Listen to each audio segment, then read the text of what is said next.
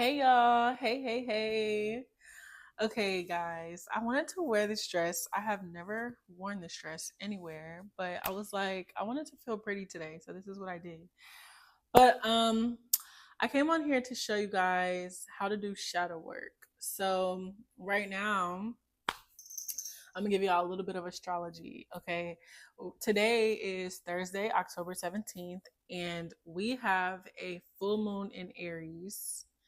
Okay, Aries is in my eighth house. So the eighth house represents, like, going into more depth. It's about really digging below the surface.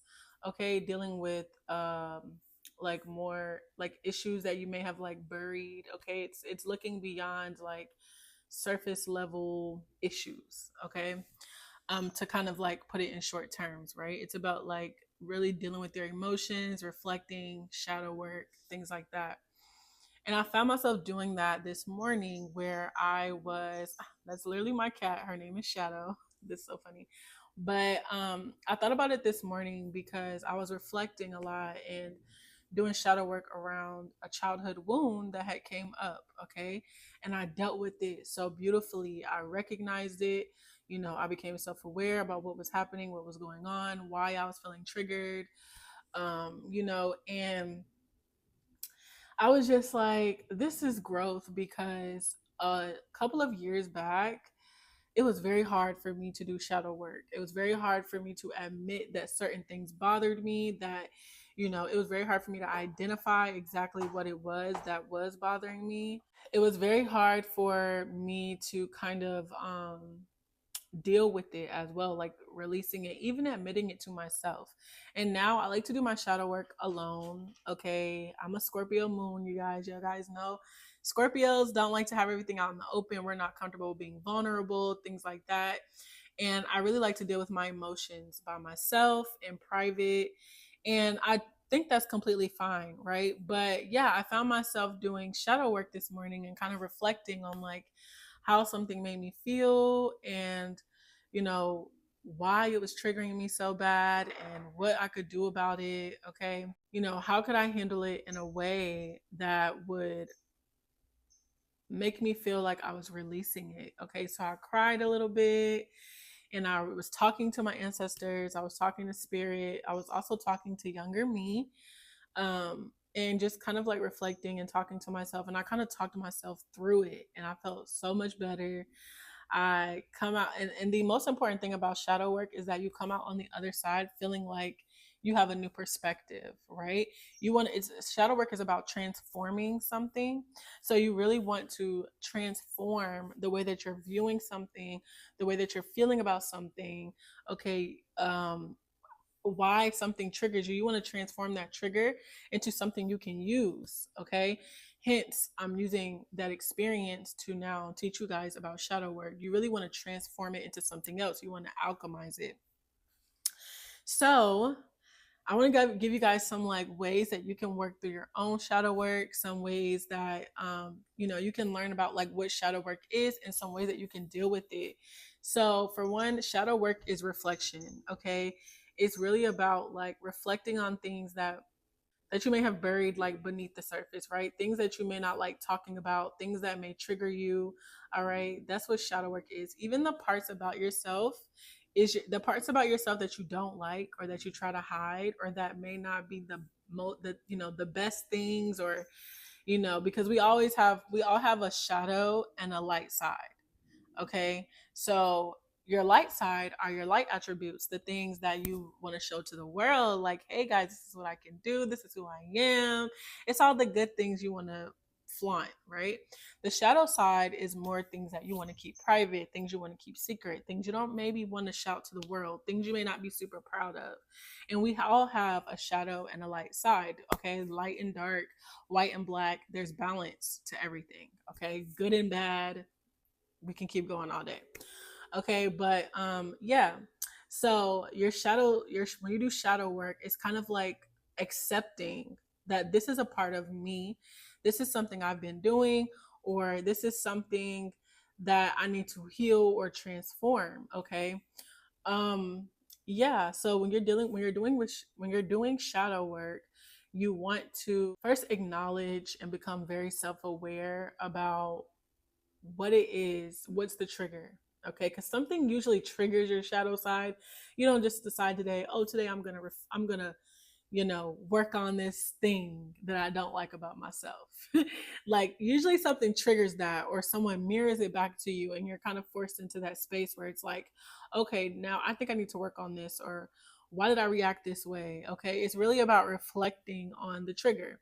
Why did you get triggered? Okay, it's about asking yourself the hard questions and also being able to reflect on them so that you can answer them. Okay, and once you realize, like, okay, I got triggered because this was something that stemmed from childhood, and I don't like when people react this way, or I don't like when people talk to me in this manner, or I don't like when people make me feel this way because it brings me back to that childhood. A lot of times it is things stemmed from childhood, or it could just be an experience that you went through, and now it's getting triggered, it's being brought back up because it wasn't dealt with. Okay, or because it what you may have like put it so far down within you, right? You buried it, you suppressed it, so that way you didn't have to think about it anymore.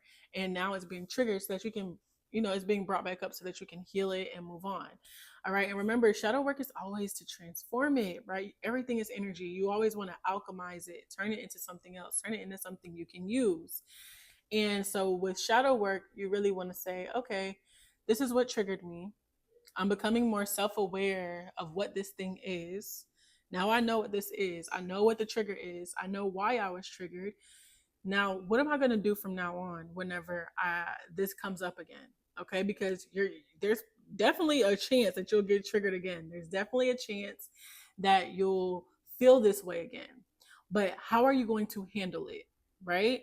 How are you going to decide, okay, I'm going to take control of this versus allowing it to take control of you, or versus allowing it to really bother you, or have you react in a way that you might regret? How am I going to deal with this thing? How am I going to move? Okay, how am I going to alchemize it? I'll give you an example. It's kind of like, and I say musicians, especially if they're making music where you can tell when a musician or a rapper or a singer, you can hear it in their music. You can tell this is something they went through, and now they've turned it into music and they're making it work for them. This is a releasing. Okay, they're releasing that pain through their music. It's the same thing you want to do. If you're a rapper, maybe you want to write lyrics about it. If you're an author, maybe you want to write a book about it. Okay, if you're a content creator, maybe you want to put it out into the world, and now you want to teach about something you've been through. This is shadow work. This is reflecting and then turning it into something else. Okay, alchemizing it. Okay, this is all shadow work is. You want to alchemize it. It's alchemy. And so you really want to reflect and just it's really a lot about reflection. Now you can, like, if you have those people in your life where you can talk to them, and they can kind of like help you work through it. Perfect, that's great. My favorite way of doing things is talking to my ancestors, talking to God. Like, hey, I like to get answers, like, through meditation, or sitting and talking to myself. Okay, sitting at my altar. These are ways that I like to reflect. And or even in the shower, I love to connect with water and reflect in that way. Okay, I also would say look to your third house in your birth chart. Okay, your third house will tell you the best way to kind of that the best way that you'll get those realizations, the best way where you can really meditate, because the third house rules your mental, like your mental process, how you process information mentally. And that's so important during reflection, okay, during shadow work. So look to what you can connect with, what element. For example, I have Scorpio in the third house. So when I'm connected, and Scorpio is a water sign. So when I'm connected with water, I get my best ideas. I can reflect a lot easier. I can understand information a lot easier in a bath, in the shower, at the beach. That's when I get my mind kind of like it processes easily, if that makes sense, or my mind kind of opens up, or I kind of understand information easier that way, or I can reflect easier that way. If you have like Aries in the third house, right?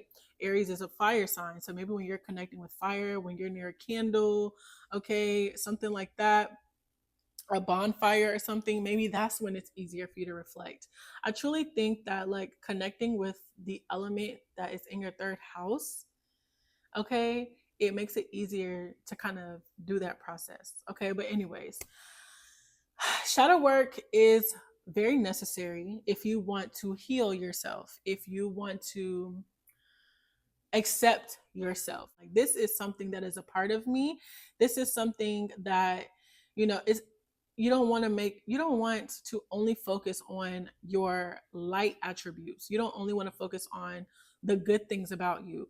You cannot ignore those bad things about you, or it can get very bad because it is about you, right? It is a part of you. So your shadow attributes, instead of running for them or hiding from them or acting like they just don't exist, right? Acting like we're perfect. You're going to get triggered. There's going to be things that are brought up that you need to deal with, that you need to work on.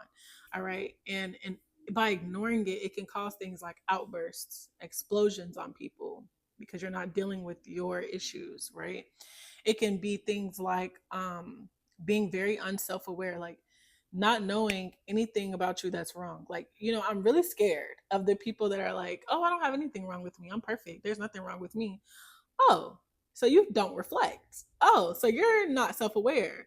Oh, so, you haven't done any shadow work. You haven't put in the work and improving yourself because no one's perfect. We all have, I guess you can argue that either nobody's perfect or everybody is perfect in their own way, whichever. But we all have something. We all have to have shadow attributes and light attributes. We all have to have good and bad things about us. There has to be balance to everything. Okay, so doing shadow work just allows you to improve yourself. Like, yes, I know that's a trigger for me, but I've been working on myself. So now I know how to react to that trigger. Now I don't curse you out. Now I know not to put my hands on you. I know, okay, this was a trigger for me. I'm going to journal about it. Okay. Which brings me to ways that you can deal with it, right? Ways that you can do shadow work. So you can these are some things that I like to do, guys, because I only teach from experience, but things that I like to do is I like to journal. Okay. I like to write it down. How am I feeling? Why is this bothering me? Really, I really like to do things like I really like to do my shadow work alone. All right. That's just my preference. I just feel like doing shadow work alone kind of allows me to really like listen to my thoughts, right? And not have other people's input, other people's influence on me. Really dealing with it by myself is just like, I don't know, it doesn't hit the same when someone else is like there and I'm trying to talk to them and we're kind of working through it. It's like I prefer to do this alone. Like, I feel like this is more a personal thing. Um but yeah, you can journal about it. You can also talk out loud to yourself. I love to talk to myself, especially in the car. Okay, the third house is also travel.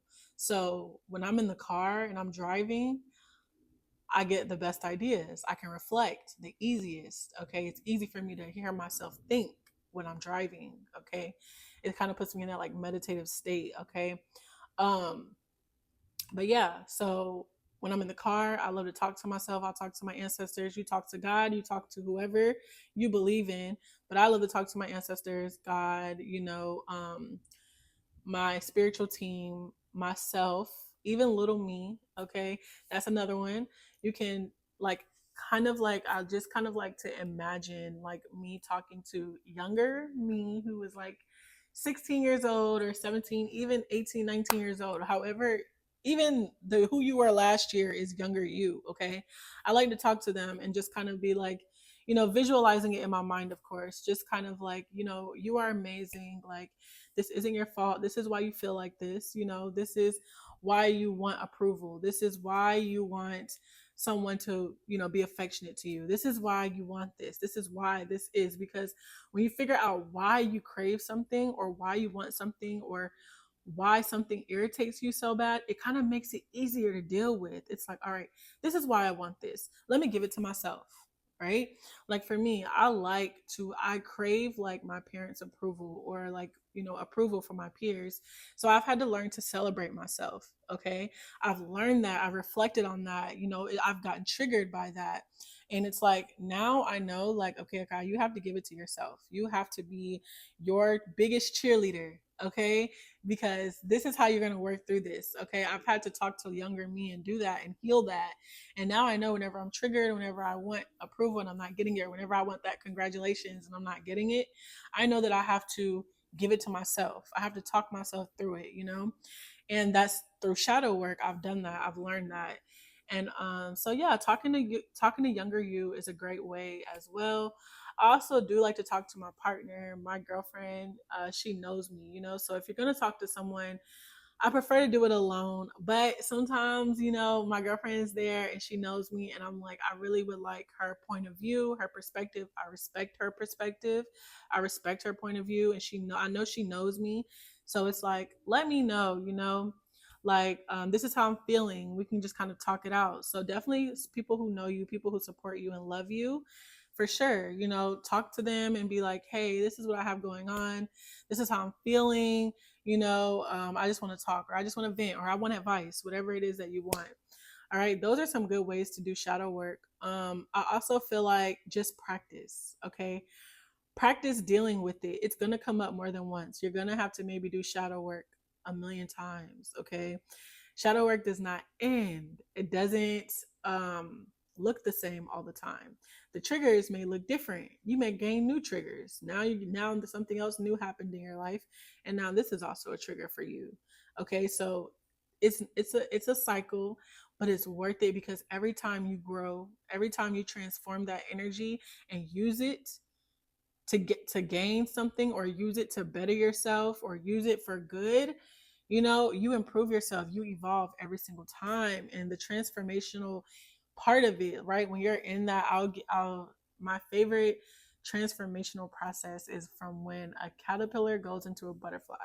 When you're in that cocoon stage of the transformational process, when you're having to reflect and you're having to move inward and you're having to kind of go below the surface, right, when you're having to dig a little bit deeper, it is very uncomfortable. It's very vulnerable for you. And it may not feel the best, right? It may feel a little uncomfortable, you know, but once you become that butterfly, right? Once you get your beautiful wings and you're feeling so much better, and you know, the trigger just doesn't hit the same. It doesn't hit how it used to before you started doing shadow work, right? Before you started reflecting, before you grew from it, you know, that it just doesn't hit the same. It's like, okay, I got triggered, but I know how to deal with it. And it's such an easier process. So going from that caterpillar to that butterfly, it's a beautiful process. And shadow work really does, like, it really does level you up. It really does help you evolve. It's a very uncomfortable process, okay? Look in your eighth house and see what sign is in your eighth house. Like I said, there's a full moon in Aries today, and it's in my eighth house, and I did my shadow work. You know, I've had to reflect. I'm pretty sure I'm going to be reflecting, and I'm okay with that. I've learned to embrace this energy and embrace this change, okay? Being a Scorpio moon, anyways, you guys, this is a energy that I'm very familiar with. I'm always reflecting. I'm always doing shadow work. I'm always trying to improve myself. And yeah, look and see what sign is in your eighth house, and you'll know, oh, when it's Libra season, this is going to be more of a tougher month for me. All right, this is going to be a more emotional month for me. For me, since mine is in Aries season, I know, you know, around March, April, beginning of April, it's a more harder time for me. Okay. Eighth house, right, also rules death and rebirth. All right, which is this is what that transformational process is. It's that rebirth energy, like becoming a whole new you, becoming a whole new bitch. Okay. Like, yeah, you know, I'm a little bulletproof now. Like, you know, there's not a lot of things that moves me, that hurts my feelings, or that you know, you can do to really like trigger me. For you may trigger me, but you won't get the same response that you got last time. Okay, I've grown from that. I've moved from that. And yeah, you'll just know, like, you know, what month, and it'll make sense. You'll be like, you know what, every, like, so let's say yours is in Gemini, right? Your eighth house is in Gemini. You can say, oh, like, you know, around Gemini season, you know, around the end of May, beginning of June, I actually do have a tough time around that time every year. I'm actually am very emotional. And I told you it rules death and rebirth spiritually and physically. So even in the eighth house, you'll see that like certain people may pass that are close to you or in your family around that time in your eighth house as well. Like for me, the end of March, beginning of April, I've had a lot of people in my family pass around that time. That's my eighth house, that rules death and rebirth. Also, around this time in October, where we have the full moon in Aries or the new moon in Aries, whichever it is that year, I usually also have people pass in October as well. I've had a lot of people pass, end of September, beginning of October as well. So you just kind of are able to understand your life better, understand who you are better. But yeah, I really wanted you guys to know like what shadow work is, because a lot of people talk about shadow work. We have shadow workbooks and all these things. And some people don't really know what it is or how to do it or why it's important. And I really wanted to tell you guys because this is something I'm currently dealing with, currently had to do today, currently doing. And I like to get inspired by things that I'm currently going through. Spirit uses me as a vessel, right? I go through things and immediately I'm trying to find the lesson because whatever it is that spirit is trying to teach me, I know that I'm supposed to teach it to other people. I'm supposed to share this knowledge, share it to other people, and I enjoy doing that, and it's part of my purpose. So yeah, I did want to talk to you guys a little bit too about how to find your purpose really quick. Okay. Especially in astrology. So the north node rules like your future, where you're headed. And the south node is kind of where you've come from, right? Maybe where you were in a past life, who you were in a past life. So your south node and your north node are not planets. They are mathematical equations that kind of like show you where you've been and where you're going. All right. So like I said, the north node is where you're going, your future, and the south node is where you've been, your past. Okay.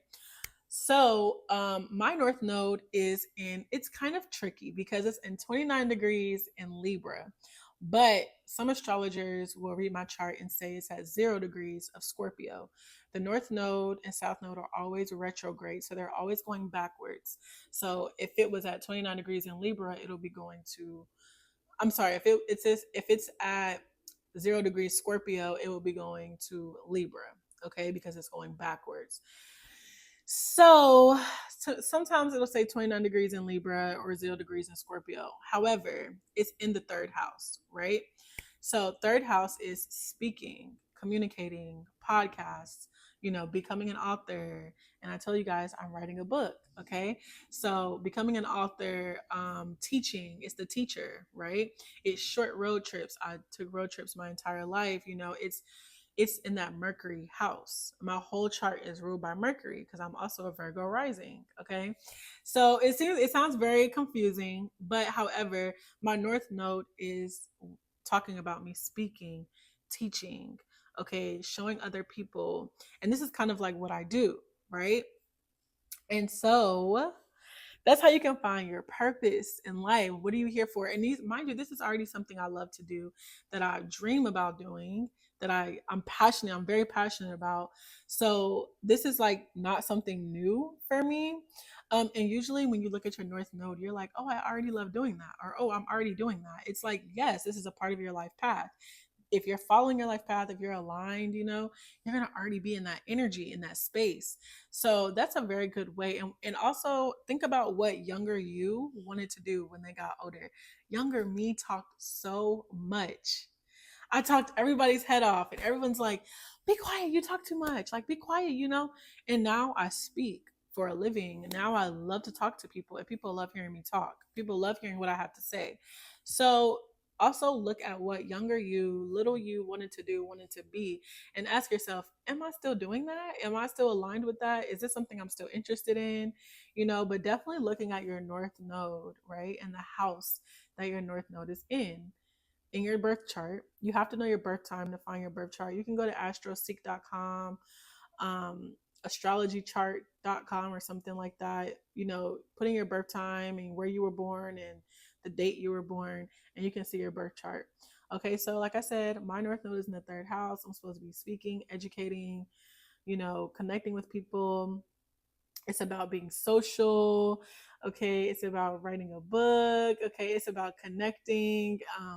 And this is what I do. So that's a really easy way to find your life purpose and to see if you're aligned with it. And, you know, yeah. So, yeah, guys, this is the end of the video. I didn't want it to be a long video. I just wanted to really get on here and give you guys some insight more to like what shadow work is and why it's important and why you need to do it. And it is an uncomfortable process, but it is very necessary. And the end result is so rewarding. It's so beautiful to evolve in that beautiful butterfly of a person. Okay, I like to call it the butterfly effect. Okay, that's what it is. It's the butterfly effect, and it's to show you who you are. Okay, to let make you face who you are, make you face the things that you may not want to face about yourself, because you are a beautiful person. All right, you may have just been through some messed up things that may have like dimmed that light in you or that spark in you, or that you may have had to deal with. Okay, that maybe is not your fault, but it is your responsibility to get through it. It's your responsibility to transform that into something you can use. It is your responsibility to take control of your life. It is your responsibility to better yourself. Okay, it is your responsibility to heal that part of you, especially if you have kids, because you don't want to pass it on to them, right? So it is your responsibility, even if it's not your fault. Okay, but I love you guys. Thank you for being here. Thank you for listening. Don't forget to subscribe and like if you like the video. I love you. Bye.